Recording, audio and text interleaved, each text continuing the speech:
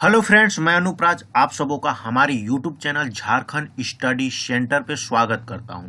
यह चैनल का नाम पहले जीके जीएस की ताकत थी, जिसे अब बदल दिया गया है और इसका नाम कर दिया गया है झारखंड स्टडी सेंटर। तो इस चैनल पे आपका फिर से स्वागत करता हूं और हम लोग जो बात कर रहे हैं वो है भारतीय संविधान के बारे में और इससे जुड़े हम लोग कुछ महत्वपूर्ण बिंदुओं को देख रहे हैं।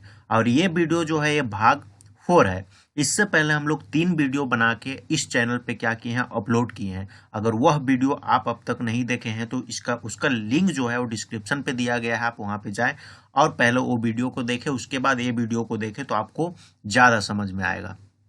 तो बिना देर किए चलिए हम लोग जानते हैं आज के इस टॉपिक को और देखते हैं कि भारतीय संविधान में हम लोग और कौन से उस महत्वपूर्ण बिंदुओं को हम लोग देख सकते हैं, जान सकते हैं, जिससे क्या होते हैं, क्वेश्चन होते हैं। तो बिना देर किए चलिए जानते हैं। तो देखिए आज जो हम लोग यहाँ पे देखेंगे, हम लोग पहले के वीडियो में लगभग 41 पॉइंट्स पे चर्चा किए हैं, है ना। आज हम लोग 42वें पॉइंट से हम लोग आगे बढ़ेंगे और देखेंगे कि कितना पॉइंट्स तक हम लोग जा सकते हैं आज। तो चलिए जानते हैं। तो पहला हम लोग यहाँ पे 42वें पॉइंट पे आप देखिए कि है, भारत के संविधान में आपातकालीन उपबंध लिया, है ना। किस देश से जो है भारत के संविधान में आपातकालीन उपबंध को लिया गया है, किस देश से, वो चीज को पूछ रहा है। यहाँ पे आपको हमेशा याद रखनी है कौन सी बात को, यहाँ पे आपातकालीन उपबंध जो है वो भारतीय संविधान में कौन से देश से लिया गया है, वो चीज को यहाँ पे पूछ रहा है। तो वो देश कौन सा है, वो जर्मनी से आपातकालीन उपबंध को भारतीय संविधान में क्या किया गया था, लिया गया था। ये बात को आपको ध्यान में रखनी है। आगे देख, संविधान सभा के झंडा समिति के अध्यक्ष, संविधान सभा के झंडा समिति के कौन से समिति, तो झंडा समिति के अध्यक्ष कौन थे, तो राजेंद्र प्रसाद थे, है ना। ये चीज को आपको याद रखना है कि झंडा समिति के अध्यक्ष के बारे में पूछे कौन थे, संविधान सभा के झंडा समिति के अध्यक्ष के बारे में पूछे तो राजेंद्र प्रसाद जी थे झंडा समिति के अध्यक्ष। आगे देखते हैं, व्यक्तिगत स्वतंत्रता के अधिकार के लिए कौन सी याचिका दायर की जाती है, कौन सी स्वतंत्रता, तो व्यक्तिगत स्वतंत्रता। यहाँ पे वो चीज को आपको ध्यान देनी है, व्यक्तिगत स्वतंत्रता के आधार, है ना, व्यक्तिगत स्वतंत्रता के अधिकार के लिए कौन सी याचिका दायर की जाती है, कौन सी याचिका जो है वो दायर की जाती है, किस चीज के लिए, व्यक्तिगत स्वतंत्रता के लिए। तो ये बात को आपको ध्यान देनी है। और वो याचिका कौन सी याचिका है, बंदी प्रत्यक्षीकरण, है ना। ये चीज जो है ये याचिका है और इसको दायर किया जाता है किस चीज के लिए, व्यक्तिगत स्वतंत्रता के लिए, है ना, बंदी प्रत्यक्षीकरण। ये चीज को आपको ध्यान में रखनी है। आगे देखते हैं, 11वें मूल कर्तव्य को किस संविधान संशोधन द्वारा जोड़ा गया, है ना। 11वें मूल कर्तव्य को किस संविधान संशोधन द्वारा क्या किया गया, जोड़ा गया, है ना।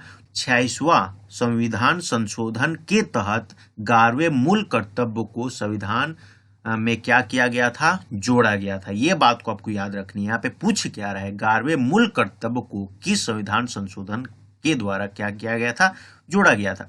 किस वर्ष अगर पूछ दे तो 2002 में, तो 2002 में 11वें मूल कर्तव्य को क्या किया गया था, जोड़ा गया था। कौन से संविधान संशोधन के तहत, तो 26वां संविधान संशोधन के तहत। आगे देखते हैं, पंचायती राज विषय है ना। अगर पंचायती राज विषय है किसकी, किसकी विषय है, केंद्र की विषय है कि राज्य के विषय है, पंचायती राज विषय है किसकी है, तो राज्य की ये जो विषय होती है वो किसकी होती है, वो राज्य की होती है, ना कि केंद्र की, है ना। ये ध्यान में देना है क्योंकि ऑप्शन में हो सके केंद्र भी दे दे, इसलिए पंचायती राज विषय है किसकी है, तो राज्य की है ना। आगे देखते हैं, कौन सा अनुच्छेद भारत के महान्यायवादी के बारे में बताता है, किसके बारे में बताता है, महान्यायवादी के बारे में बताता है। भारत का वह कौन सा अनुच्छेद है जो महान्यायवादी के बारे में क्या करता है, बताता है। तो अनुच्छेद, वो कौन सा अनुच्छेद है, वो है अनुच्छेद 76, है ना। कौन सा अनुच्छेद, अनुच्छेद 76।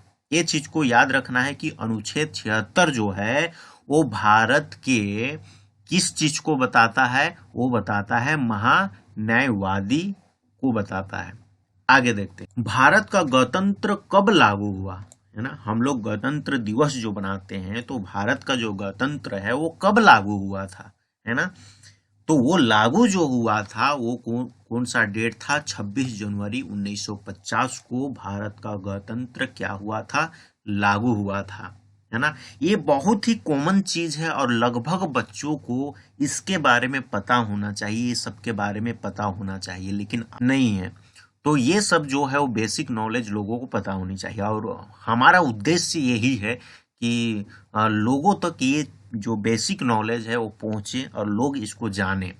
तो आगे देखते हैं, प्रारंभ में संविधान सभा में सदस्यों की संख्या, प्रारंभ में संविधान सभा में सदस्यों की संख्या, तो सदस्यों की संख्या कितनी थी, कब, प्रारंभ में संविधान सभा के सदस्यों की संख्या प्रारंभ में शुरू में कितनी थी, तो कितनी थी, 389, है ना। कितनी थी, 389। ये बात को आपको याद रखनी है। आगे देखते हैं, किस अनुच्छेद में प्राण एवं दैहिक स्वतंत्रता वर्णित है ना।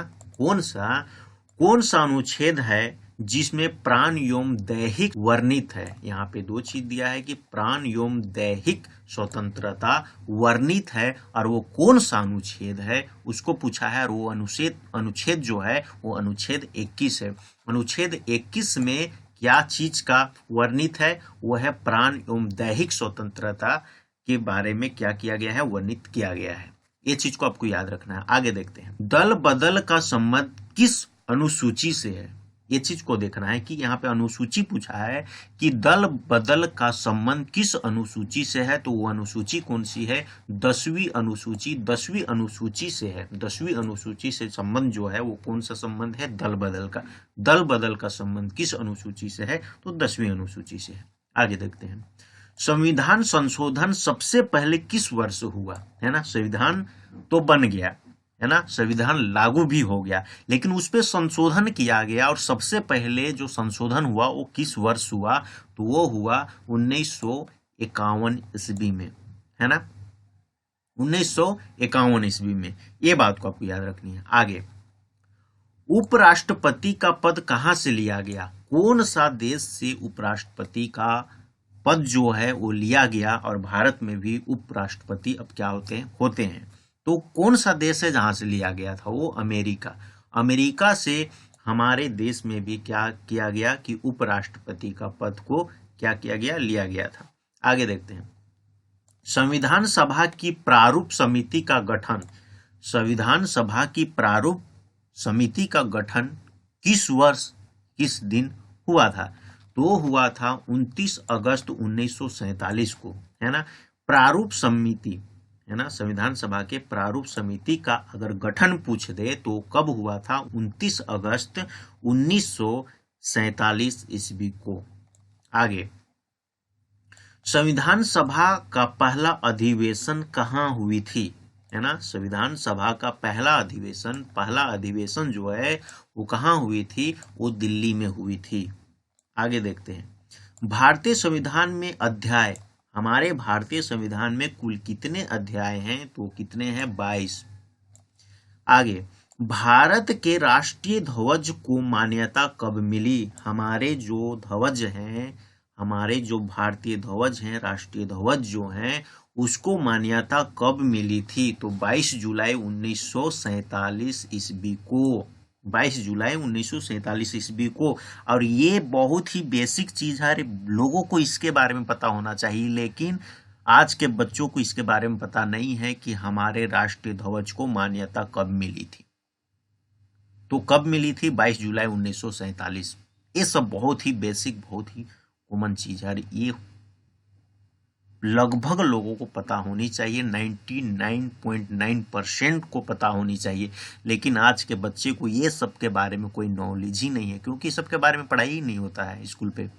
तो हमारी कोशिश क्या है कि लोगों तक ये वीडियो जाए और लोग इस बेसिक चीज को क्या करें, जाने। आगे देखते हैं, संघ की कार्यपालिका शक्ति किसके पास होती है? संघ की कार्यपालिका की शक्ति जो होती है वो किसके पास होती है? वो राष्ट्रपति के पास होती है, राष्ट्रपति।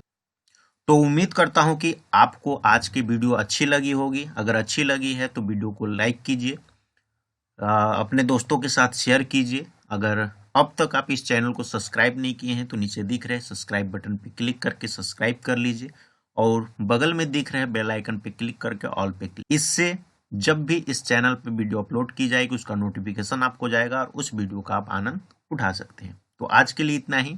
आपसे फिर अगले वीडियो में मुलाकात होगी। तब तक के लिए आपका बहुत बहुत धन्यवाद।